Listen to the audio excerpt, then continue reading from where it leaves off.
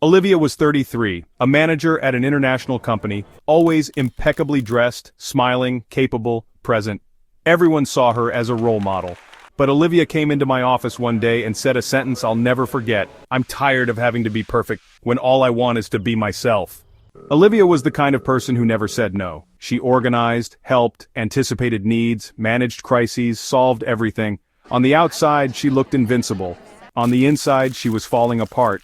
She barely slept, ate in a rush, lived in constant tension. Every small mistake became an obsession. If a colleague found a typo in a report, she would think about it for hours.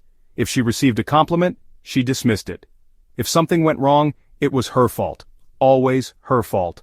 Olivia wasn't just a perfectionist. She was trapped in a perfection built over years, a perfection rooted in childhood, where love seemed conditional on achievement. Where grades mattered more than emotions. Where prove your worth was the unspoken rule.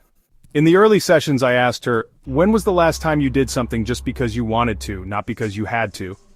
She fell silent, then said, "I don't know, maybe when I was a teenager."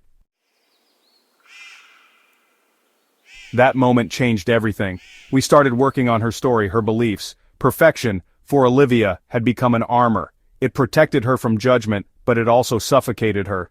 One day during a session she said softly, "Sometimes I dream of failing on purpose, of saying, 'I'm sorry, I couldn't do it.' And see what happens." I replied, "You might discover that the world won't collapse, that you're still loved, even like that." With time, Olivia began to take small but revolutionary steps, submitting a project without proofreading it 5 times, taking a weekend off without guilt, asking for help. It wasn't easy. Every step challenged her sense of identity, but slowly she began to build a new version of herself, less perfect and far more real. I remember one of our last sessions. Olivia walked in, sat down and said, "Yesterday I said no to a work request, and I felt strong, not guilty." Then she smiled, as if for the first time she had taken a deep breath. Olivia's story reminds us that behind the mask of perfection often lies deep exhaustion. Not everyone who looks strong truly is. Not every smile means peace inside. Real strength isn't doing everything flawlessly, it's daring to be human. Live for yourself, not for the image others expect of you. And if one day you feel like you can't keep up, remember this. You don't need to be perfect to be loved. You just need to be real. You weren't born to be flawless, but to be real. And that's worth more than any kind of perfection. Live lightly, even when life feels heavy. Perfection isn't a goal, it's a cage.